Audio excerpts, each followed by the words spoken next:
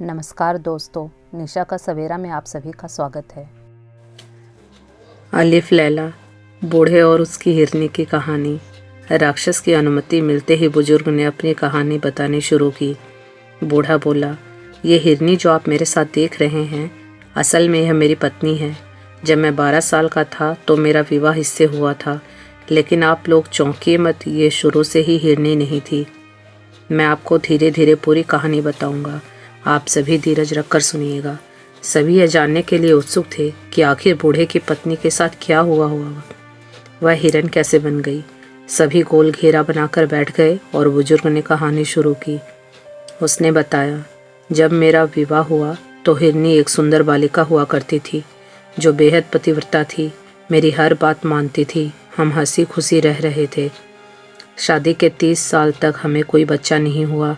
संतान की चाहत में मैंने दूसरा विवाह किया, जिससे एक पुत्र का जन्म हुआ। मेरी पहली पत्नी को ये रास नहीं आया, वह मेरी दूसरी स्त्री और संतान से जलने लगी। एक रोज़ मेरे न रहने पर उसने दोनों के साथ बहुत बुरा किया। बुजुर्ग ने बताया कि दूसरी स्त्री और बच्चे को प्रताड़ित करने के लिए इसने जादू टोने का सहारा लिया और दोनों को जानवर बना दिया। इसने मेरी दूसरी स्त्री को गाय बना दिया और बच्चे को बछड़ा बना दिया। मेरी अनुमति के बिना इसने उन दोनों को नौकर के हाथों में सौंप दिया। बुजुर्ग बोला, जब मैं घर लौटा और स्त्री बच्चे का हाल पूछा तो इसने मुझसे कहा कि स्त्री मर गई और बच्चा बिना बताए कहीं चला गया है। मैं मायूस हुआ, कुछ दिन तक खोजबीन की, फिर छोड़ दिया। कुछ महीनों बाद ईद का त्यौहार आया और मेरी इच्छा हुई कि मैं पशु की बलि दूं। मैंने अपने नौकर को बुलाया और एक गाय को लाने के लिए कहा। संयोग से नौकर जिस गाय को लाया वह मेरी दूसरी स्त्री निकली, जो जादू टोना से गाय बन गई थी। जब मैंने उसे बलि देने के लिए वेदी पर चढ़ाया तो वह दहाड़ने रोने लगी। उसकी आंखों से आंसू बहने लगे। गाय की यह हालत देखकर मुझे दया आ गई और मुझसे छुरी न चली। मैंने नौकर से कहा कि इसे ले जा और इस बार बछड़े को लेकर आना। नौकर आज्ञा मानकर चला गया और कुछ देर बाद एक हष्ट पुष्ट को लेकर लौटा। विधि का विधान ऐसा हुआ कि जो बछड़ा आया वह मेरा पुत्र निकला। मुझे देखते ही वह मेरे पैरों में गिर पड़ा। मैं उसका व्यवहार समझ नहीं पाया, लेकिन अंदर ही अंदर मुझे उससे बछड़े के लिए पीड़ा होने लगी। मैंने नौकर से कहा, तू इस बछड़े को ले जा, मैं इसकी बलि नहीं दे पाऊंगा।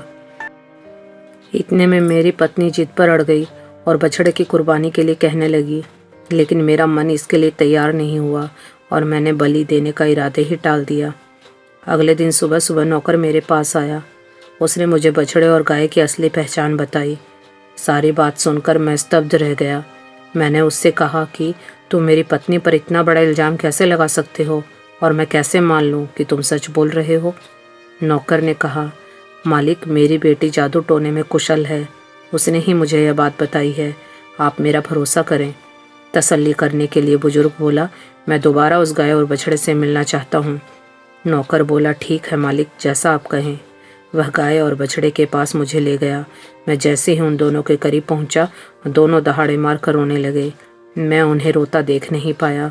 मैंने प्यार से उनके सिर पर हाथ फेरा। मुझे विश्वास हो गया कि दोनों मेरे अपने हैं। मैंने नौकर से कहा कि मैं तुम्हारी बेटी से मिलना चाहता हूँ, ताकि मेरा विश्वास और प्रबल हो जाए। नौकर की बेटी ने मुझे प्रणाम किया और बोली, मैं आपकी पत्नी और बेटे को मनुष्य स्वरूप में वापस ले आऊंगी, लेकिन मेरी 2 शर्त हैं जो आपको माननी होंगी। बुजुर्ग उसकी बात से सहमत हो गया और शर्त पूछी। लड़की बोली, पहली कि आप अपने पुत्र का विवाह मेरे साथ कर देंगे, और दूसरी ये कि जिसने आपकी पत्नी और बेटे का ये हाल किया आप उसे भी दंड देंगे। बुजुर्ग बोला, मुझे तुम्हारी शर्त मंजूर है। जहाँ तक बात रही दोषी को दंड देने की, तो ये निर्णय मैं तुम पर छोड़ता हूँ। तुम उसके साथ जो करना चाहो कर सकती हो। लड़की ने बुजुर्ग का आभार किया और जादू टोना का सहारा लेकर गाय और बछड़े को पुराने स्वरूप में ला दिया। बुजुर्ग अपनी पत्नी और बच्चे को देखकर खुशी से भूला नहीं समा रहा था। सभी की आंखों में खुशी के आंसू थे। थोड़ी देर बाद बुजुर्ग अपने बेटे से बोला, पुत्र, मैंने इस लड़की को वचन दिया है कि मैं तुम्हारी शादी इससे कराऊंगा। तुम्हें इसे अपनाना होगा। पुत्र झट से पिता की बात मान गया। अब बारी थी दूसरी शर्त की। बुजुर्ग ने लड़की से आग्रह किया, कृपया उसे मृत्युदंड न देना। लड़की बोली, मैं उसके साथ वही करूँगी जो उसने आपकी दूसरी पत्नी और बेटे के साथ किया।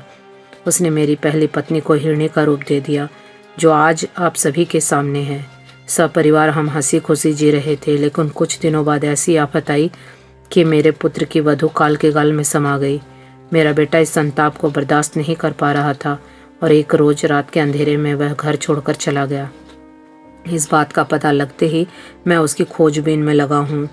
बुजुर्ग बोला, तब से मैं और मेरी पत्नी हिरणी महीनों से अपने पुत्र की तलाश में भटक रहे हैं। दैत्य महाराज, अब आप ही बताइए, ये कहानी विचित्र है ना?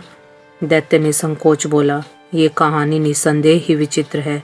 अपने वादे अनुसार मैं इस व्यापारी के अपराध का 1/3 हिस्सा माफ करता हूँ। इतने में बगल में बैठे दूसरा बूढ़ा बोला, दैत्य महाराज, मैं भी आपको अपनी और अपने दोनों कुत्तों की कहानी सुनाना चाहता हूँ, लेकिन मेरी भी शर्त यही है कि आपको कहानी विचित्र लगी तो आप व्यापारी का 1/3 अपराध माफ कर देंगे। दैत्य बोला, अगर तुम्हारी कहानी पहली कहानी से ज़्यादा विचित्र निकली तो मैं ज़रूर वैसा ही करूँगा जैसा तुम चाहते हो। बूढ़े और दोनों कुत्तों की कहानी क्या थी? क्या दैत्य को वो कहानी विचित्र लगी? क्या व्यापारी का अपराध माफ हुआ? ये सब जानने के लिए देखिए अगली वीडियो।